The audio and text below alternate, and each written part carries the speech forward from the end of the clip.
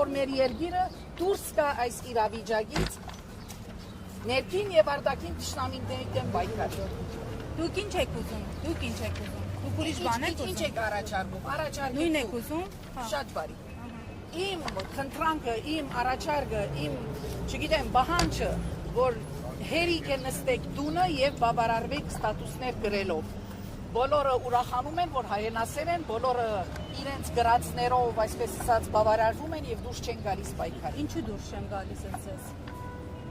Հուսահատվել են, հուսալքվել են, այդ բոլորը հասկանալի է, բայց երկիրը օրհասական վիճակի մեջ է եւ երբ որ վտանգը արդեն հասել է մեր դները, երբ որ Արցախ էր, բոլորը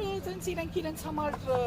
դժբախտաբար անձնագենտրոն վիճակում չէին ապուրմակցում։ Այ հիմա հասել է Երևանին, այսպես ասած հասել է ամեն մեկիս տուրը, թե ամեն մարդ թող վեր գնա պայքարելու։ Տիկին Թաշյան, օրինակ վտանգ չեք տեսնում, որ օրերից որ կարող է վարչապետ Փաշինյանը վեր գնա եւ պահանջի կրոնափոխություն։ Ովքեր հիմա ընդունում են Նիկոլին կամ իրենց մեջ ուժ չեն գտնում պայքարելու, գուցե այդպես էլ անեն։ Ովքեր ամեն ինչին ենթարկվում են, ձեռք են սեղմում, այսպես ասած ընդունում են իր բոլոր ասածները, գուցե իրենք անեն, չգիտեմ, ես չեմ անելու, դուք չեք անելու, ես դա հաստատ գիտեմ։ Ես հայ առաքելական եկեղեցու զավակ եմ եւ պաշտպանում եմ իմ եկեղեցին, իմ հայրենիքը, իմ տունը։ Տիկին Թաշյան, ինչու է ձեզ Փաշինյանին հանկարծ սկսել հետաքրքրել եւ ինձանից ավելի լավ գիտեք այդ հարցի պատասխանը։ Ձեր քաղաքական թող գրի, ինչքան ուզում է թող գրի, այնքան կգրի, մինչև որ ժողովուրդը դուրս գա։ Ժողովուրդը պիտի դուրս գա, որպեսզի այս բոլոր մանրուքները վերանան։ Բարձրապես ուզում է հրահարել, բարձրապես ուզում է նսեմացնել հայ եկեղեցին, իսկ եթե մենք ունենք ներողություն, եթե մենք ունենք արժանապատվություն, դուրս գանք պաշտպանելու մեր եկեղեցին, մեր տունը, հայրենիքը։ Իսկ հրահրումը այլ հետևանքներ կունենա, նկատի ունեմ օրինակ քաղաքացիական բախումներ եւ այլն, հենց այդ միտումը հաշվի առնելով է այս քայլը արվում Փաշինյանի կողմից։ Չգիտեմ Փաշինյանը ինչ է մտածում, անշուշտ մենք կխուսափենք քաղաքացիական, որովհետեւ այս ամբողջ ծանր իրավիճակում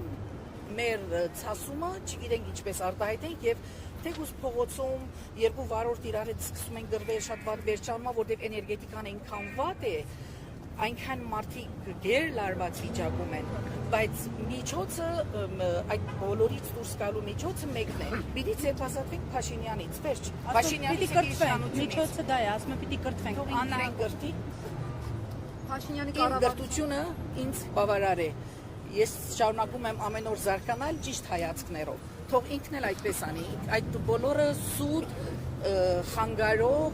ընդհանուր վեկտորից շեղող, չգիտեմ, միջոցառումներ են, չգիտեմ ինչեր են։ Փաշինյանի կառավարության ներկայացուցիչները սկսեցին այս օրերին իրենց շեֆի, այսպես ասած, խոսքերը պաշտպանելու համար ապացույցներ բերել, նկարներ էին հրապարակում մատուրի ներսում, ինչ որ ավելների նկարներ, կովերի նկարներ, որպեսզի ցույց տան, որ իսկապես խորհրդանոցի է վերածված, չուլան է մեր եկեղեցին։ Այդպես է ձեր կարծիքով։ Բոլորս էլ գիտենք, որ այդպես չի, բոլորս էլ գիտենք, որ խոնարհված եկեղեցիներում շատ գործ կա անելու, բայց ինձ համար այդ խոնարհված եկեղեցին նույնքան սուրբ է եւ ես ամեն գիրագի գնում եմ ուխտերի, որովհետեւ ինձ համար սրբավայրը մնում է սրբավայր։ Ով սրբություն չունի, ամենագեղեցիկ ու ամենամաքուր եկեղեցին էլ իր համար նշանակություն չունի։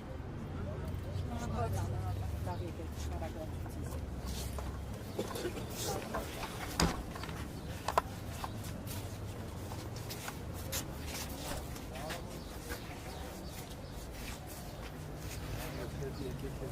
you.